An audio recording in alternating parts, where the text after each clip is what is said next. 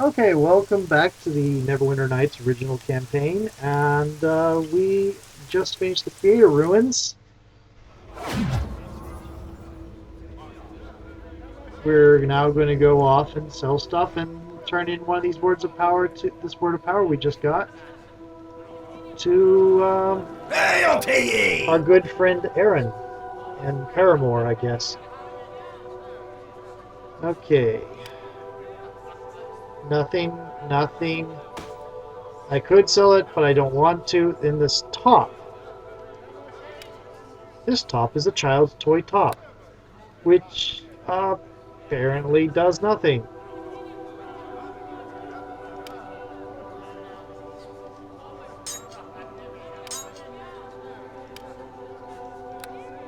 Tether Wood Cudgel.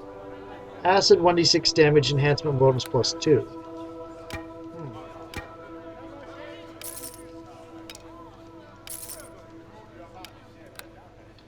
Courtesan Blade. Interesting. 2400.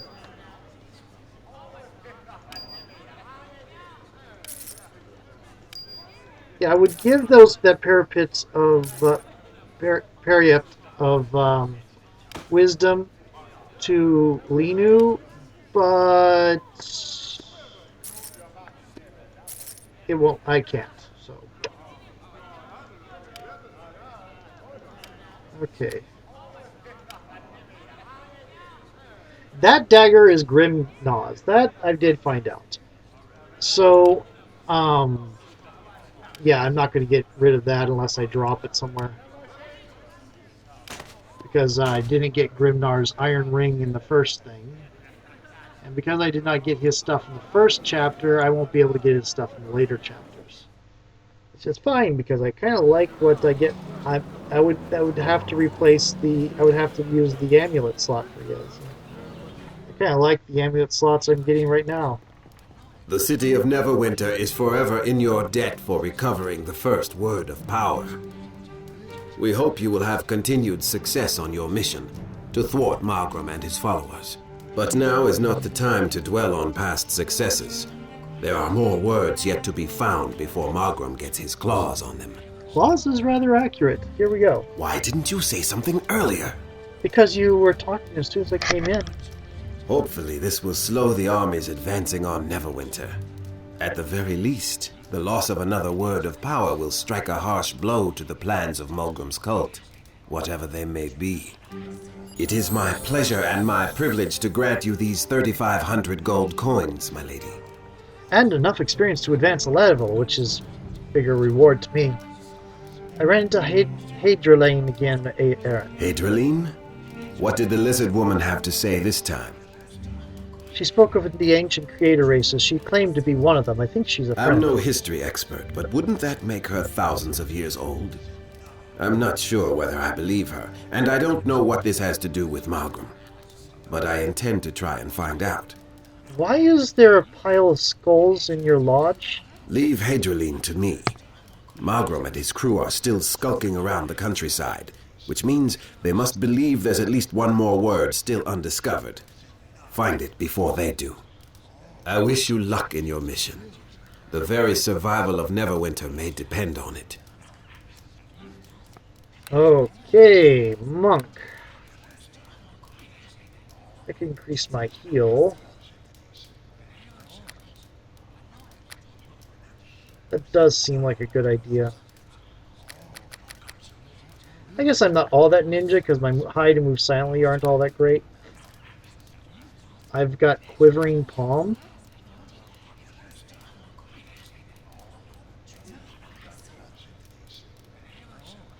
Oh, it's the instant kill blow. Okay. Creatures immune to the construct and undead types are immune to this, as are any creatures that are immune to critical hits. Okay. Ooh, I can get Great Cleave. I don't want armor. What's the recommended? Mobility, which would be nice, but I'm already doing fairly well. I could get improved critical. I really kind of want the Great Cleave, I think.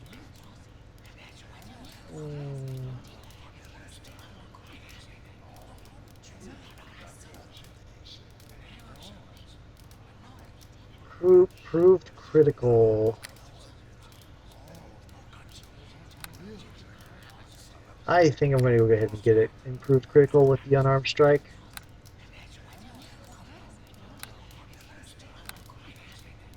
Okay.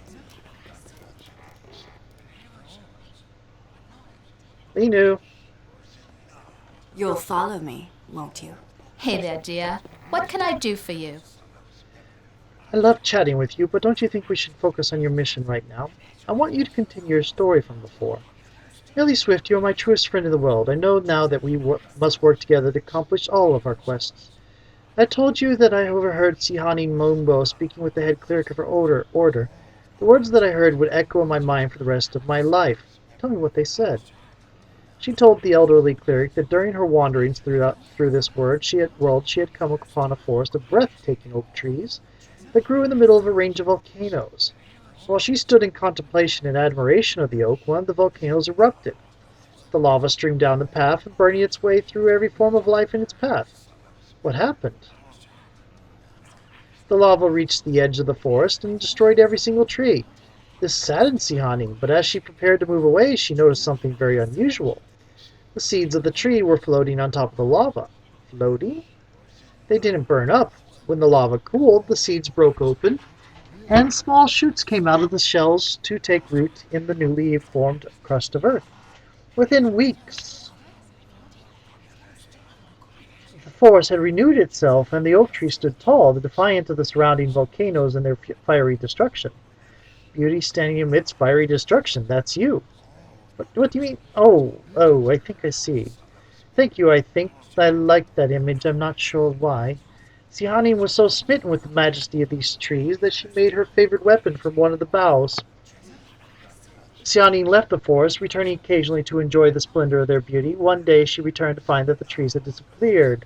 Not a single seed remained, which made her weep. What happened to them? Sihani did not know what had happened. She had been gone for several centuries, and there was no trace of the mighty volcanic oak trees left. This is my task, dear one. Sihani thinks it is possible that one day an elf priestess will find a seed of the volcanic oak and bring it to Everesca, to be a symbol of rebirth for the elven people. With this symbol, as the oak is reborn through fiery death, our people might be rekindled in spirit. Though we might face adversity, I must find this seed, though I know not where one might exist. That's all there is to tell, sweet Millie. I shall defend your life with my own until the day that Neverwinter is safe again. Some day fate might guide me to the seed. I have an unusual seed right here. Is this it? Yes, that's the seed that the goddess described. I'm sure of it. Oh, Millie, you've done it. There is nothing I can give you that would equal the gift you have given the people of Ereska. You have proven that you are the best of friends to the elven people. I think you shall find that the pendant I gave you is now much stronger than before. Your friendship means more to me than any magical item. Thank you so much. Your friendship is the dearest part of my life right now. Still, do not overlook the power of that magic. You have unlocked the strongest magics of the pendant. Jindar, a human, proved the depths of his friendship to the elves years ago, and the pendant blessed him with quicker reflexes than most elves have. What will you do with the seed now, Linu? I will take the seed back to Evreska, where a place will be prepared for a whole forest of these oaks to grow. The elven population has been withdrawing from the larger population of Faerun at too quick a rate. Perhaps with this symbol, the elven god's blessing, we can begin to replenish ourselves. Actually, that does happen. A couple of years after this game came out, the elves stopped the retreat and started returning to Faerun. Basically, I think somebody said, "Hey, why do we have to copy Tolkien? There is no fate. They're not tied to the world. They have an actual they have a afterlife and all that. Why are they retreating?" I think that's what happened. The coming years will be an upheaval in Elven society. If we are going to integrate ourselves more, then we will need strong leadership. Who will step up and assume that role? I have no idea. What about you? I don't really think I have the qualities necessary for leadership. I would be content with a place in the church, maybe build a new temple somewhere in the human lands, lend support to elves who come out of seclusion. Whatever role I am given, with Sihani to guide me, I shall endeavor to do what is best for my people and for the other people of this world. Though I know there is much to do in Everesca, I am in no rush to leave your side, dear one. As long as we have work to do, you have a place for me. I shall remain with you loyal to the end. Okay, let's talk to other people. I figured they'd drag your carcass back here eventually. You need me to come with you again? Okay, now we talk to Eh? Tommy. What can Tommy do for you? We also tell him to level up. Eh? And he moves over What to our can Tommy side. do? Continue your story from before. Oh, I guess there's no harm in it. It was such a big mess, though, milady. If you remember, the wee demon had given me a wand, so after you left, I decided it would needed to be tested out. Exactly. Exactly. It was auxiliary, milady. The power at my disposal. I had my apprentice chores to do, and I decided the wand should do them for me. I animated a broom to do my bidding and began to clean the floors. I used the wand to make a bucket that never ran short of water. The sorcerer's apprentice is Tommy Undergallows. I made the tables walk, the cauldrons dance, the chairs four-step. It was marvelous. Wrong accent. Marvelous. I waved my wand and everything came to life. So what went wrong? There's no wand that does that. Oh, you think so, do you? Well, when was the last time you summoned up a big demon who gave you a gift, huh? Happens all the time, does it? Well, the broom was the first problem. It began cleaning more than the floors. It started sweeping the shelves, knocking Halasar's components about, breaking things. Couldn't make it stop. In a panic, I hacked the broom apart with an axe, but then both halves became brooms, and I kept hacking and hacking, and suddenly the room was filled with brooms. They were breaking everything. In my haste, I knocked over the bucket, and suddenly the tower began filling up with water. The table was attacking me. I couldn't do anything. The tower was being destroyed. Chaos, chaos. Oh, the humanity! And then Halsar came back. I can't imagine he was pleased. No, he wasn't pleased. He looked down at me all mad and disappointed. He was so scared I thought I'd pee my britches.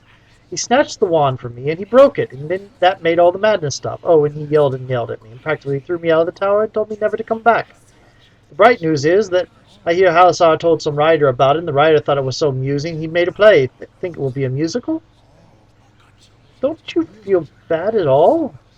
You know, I do feel a bit bad about the whole thing. Not for me. I knew I was no wizard. I feel bad for Halasar. He did treat me pretty good, all things considered. He had a bunch of rare components destroyed that night. Worst of all was these ashes. The ashes of a great warrior. Therefore his longevity potion. I always thought I should try to make it up to him one day. Find those ashes, maybe? Unless he's gone and died of old age. I have these ashes of an Uthgard hero. Would they serve? Well, now, maybe they would at that. Let me think. I think that would serve for Alisar's longevity potion just fine. Thank you, my lady. Since you're such a friend, let me give you this. It's a powerful ring that I stole from Sammy way back. Maybe you could use it.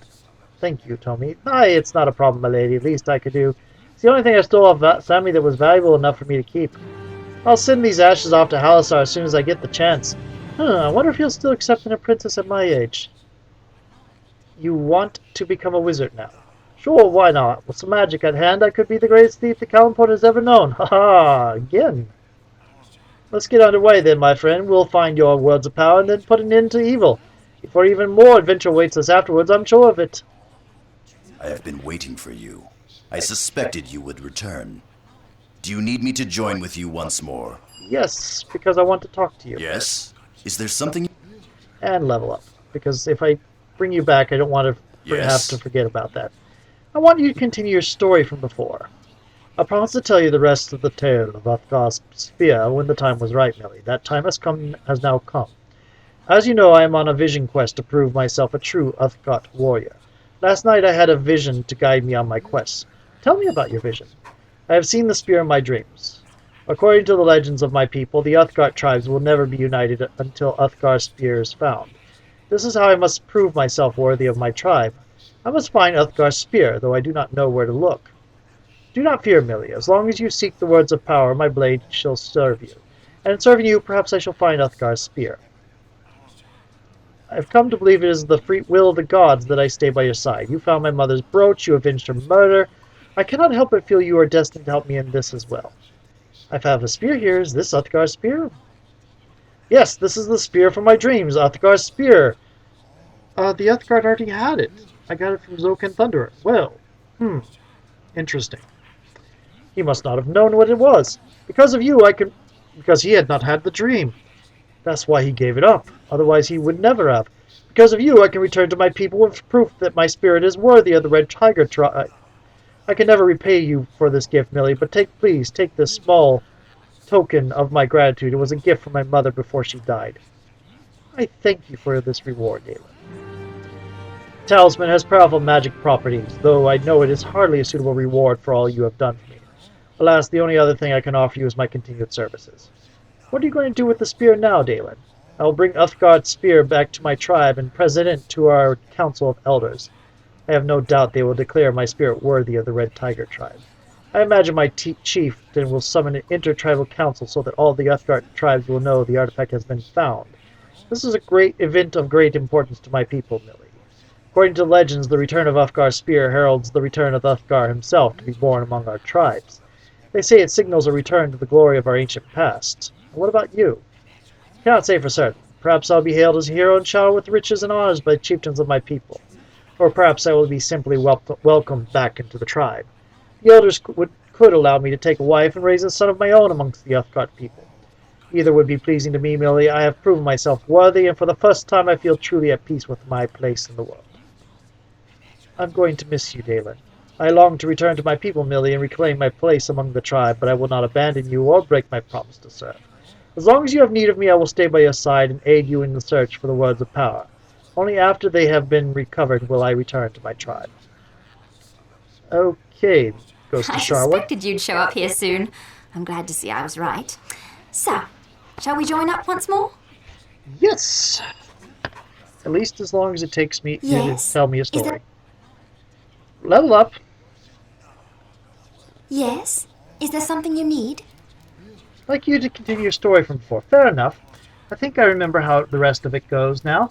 I told you that Tamerlane had agreed to do a task for each of the Triune, correct? The first task was Air de Fania, and he was to retrieve the feather of the largest phoenix to fly the skies of the deep southern lands. For many long years, Tamerlane would scour the highest peaks of the Termish and Chondath, following the legends of the great birds, yet never spotting them. A century of hardship would pass before finally Tamerlane would return to that northern mountain, ragged but triumphantly holding a pinion feather of great phoenix.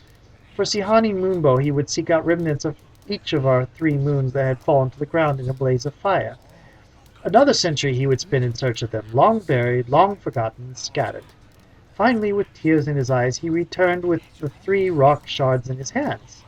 For Hanali Selanil, he would seek the golden heart of a dragon dead of a simple age, one of the rarest things someone could seek. He wailed at the thought, but was determined. For centuries he wandered, following rumor after rumor until he finally came into the northern lands when he heard of a wizened Wyrm breathing his last. Tamerlane spent many years finding the creature and then befriending him, singing to the aged dragon as he weakened slowly through the decades. When at last the great beast was past, Tamerlane was saddened, but also overjoyed that at last his quest was at an end. Before Tamerlane could return to the goddesses, however, he was found by one of his own people.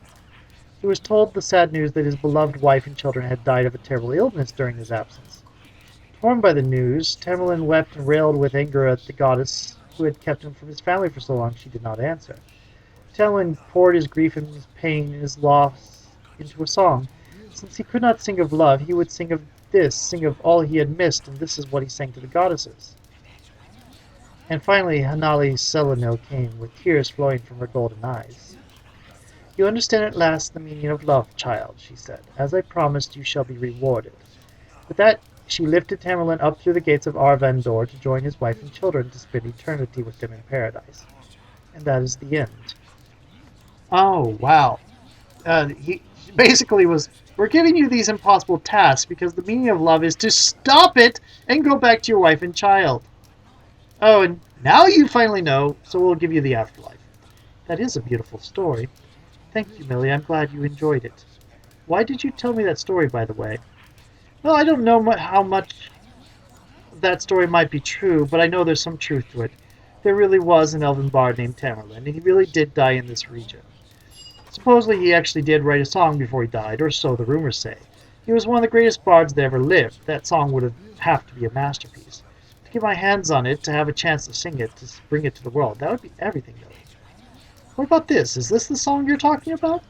It is written in Elven, and the notes are, oh my, that's Tamerlane's signature. This is it, Millie. How did you ever find it? It is lovely. He truly was a master. I almost thought it was a fairy tale. It couldn't be true, but it is, isn't it? So what are you going to do with it? I'm not sure. I want to sing it. I want to spread it just like Tamerlane intended it to be. I think perhaps I'll sing it to the elves first. Who knows? I'm not sure how I can ever repay you for this gift, Millie. I hope my friendship will be enough.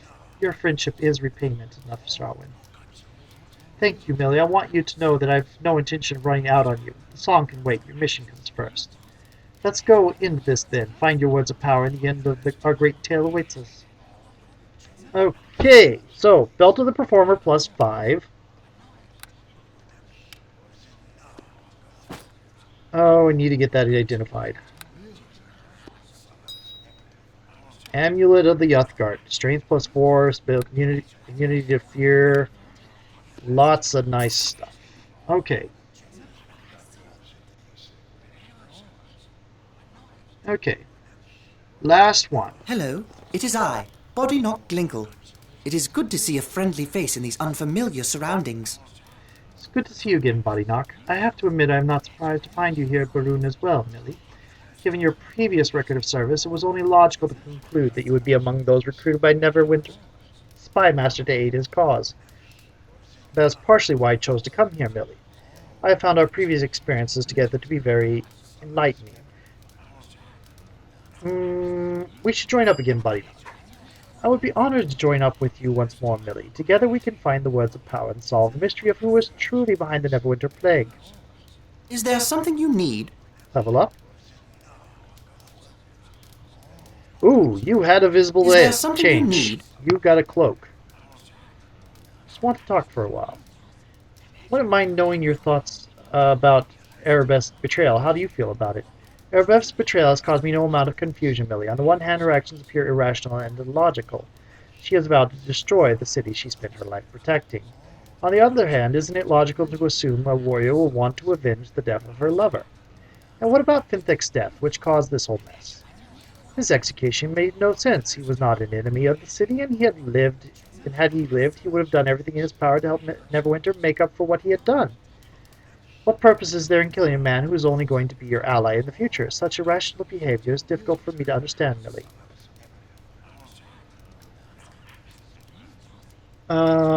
Which option? Are you saying the people of Lantan never make poor decisions?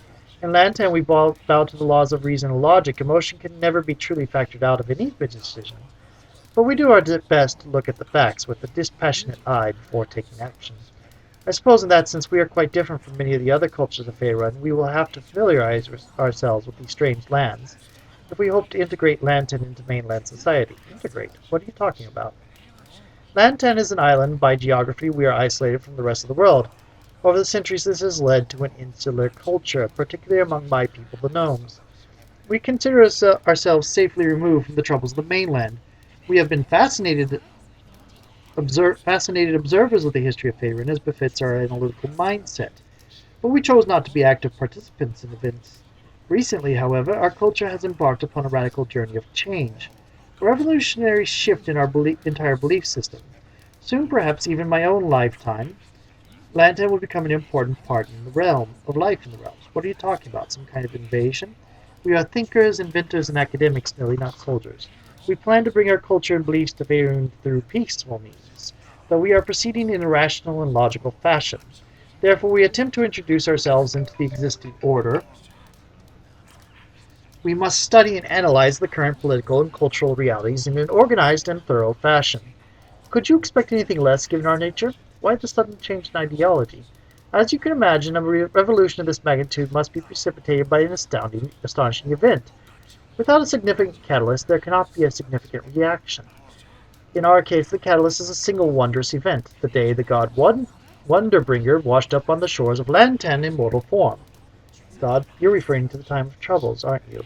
You are right, Nelly. I'm speaking of the time of troubles, when the gods were forced to take mortal form and walk among us. I would share the tale with you, but the story of God Wonderbringer's time on Lantan is a long one, Millie. Perhaps I will speak more of this later, and now is not the time. We need to focus on our mission. We have to get those words of power back to Aaron again. Is there something you need? I am a staunch proponent of the free exchange of ideas, Millie. What is it you wish to know? Tell me the story you were telling me before. You seem quite interested in the subject, Millie. I suppose we could spare a few minutes from our quest to speak about Gon's arrival on the shores of Lantan, if you wish. I wouldn't have asked if I didn't want to hear the tale. Precisely. As I have mentioned, Gon Wonderbringer appeared on the shores of Lantan during the time of troubles. During those years, Owl, the overthought of the gods, decreed they must walk among us mortals.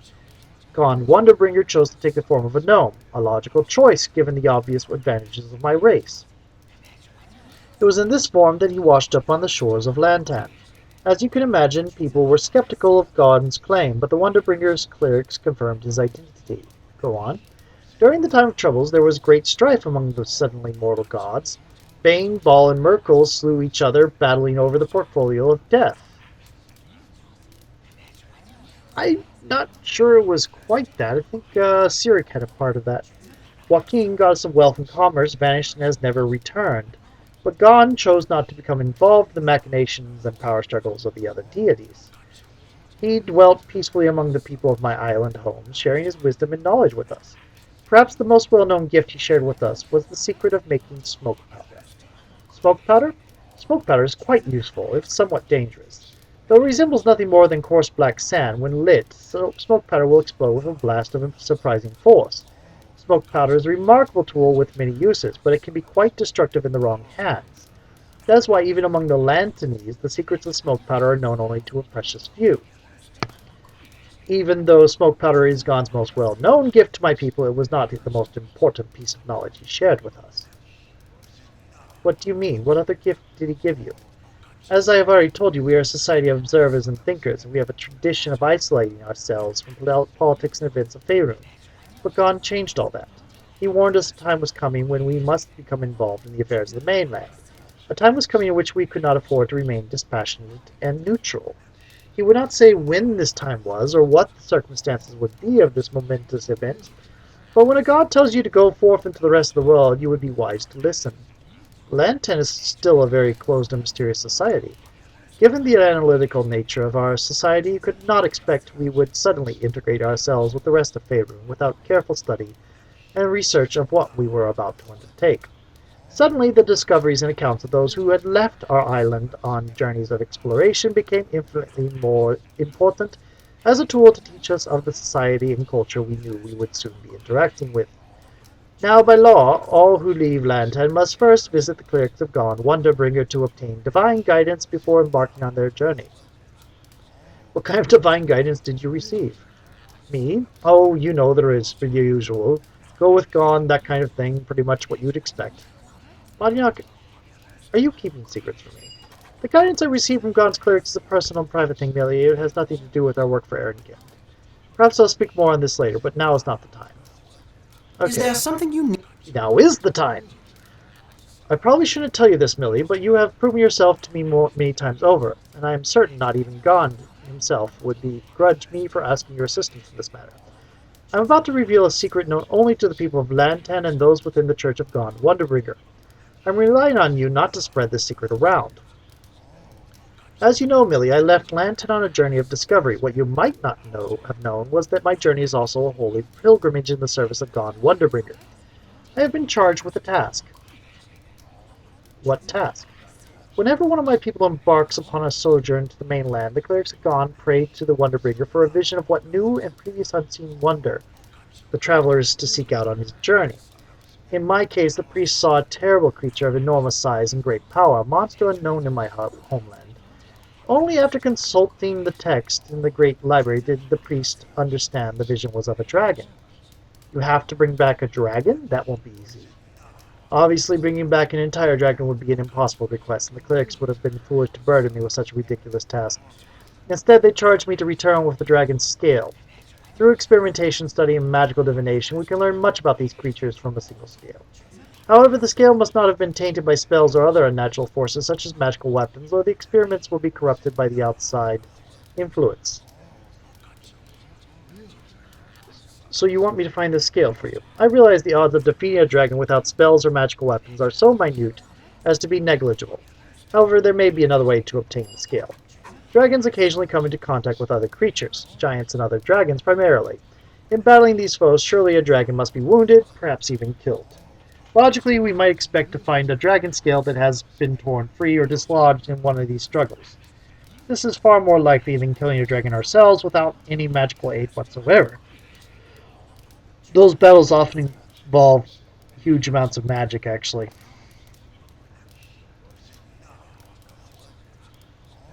So I guess you're off to search for some dragon caves. Do not fear, Millie. As long as you seek the words of power, I shall remain in your service.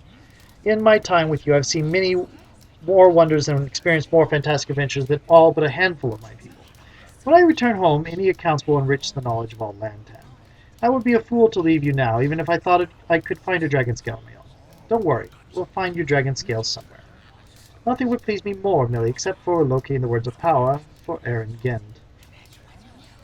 You guys have unique portraits, yet sometimes they do not match your avatars. And I'm talking mostly body knock here. Then again, I don't know what he looks like underneath that, what his hair looks like underneath the hat. Anyway, during that speech, the bell rang, so Millie and Henchman Tales. I'm calling them henchmen instead of companions. Okay, we are going to do one more thing. Is there something you need? Never mind. We're going to do one more thing, and that is identify Linu's thing, which will mean the end of this hideous helmet. Probably. We're going to identify the thing Linu gave me.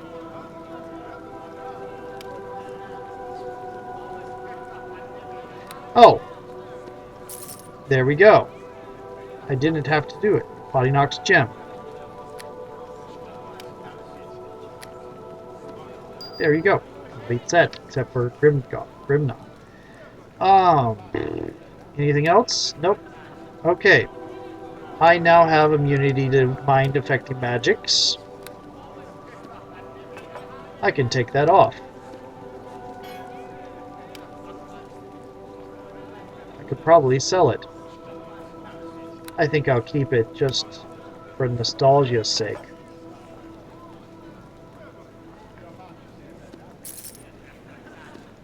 There we go. Okay. And saving again. And new video. See you in a little bit.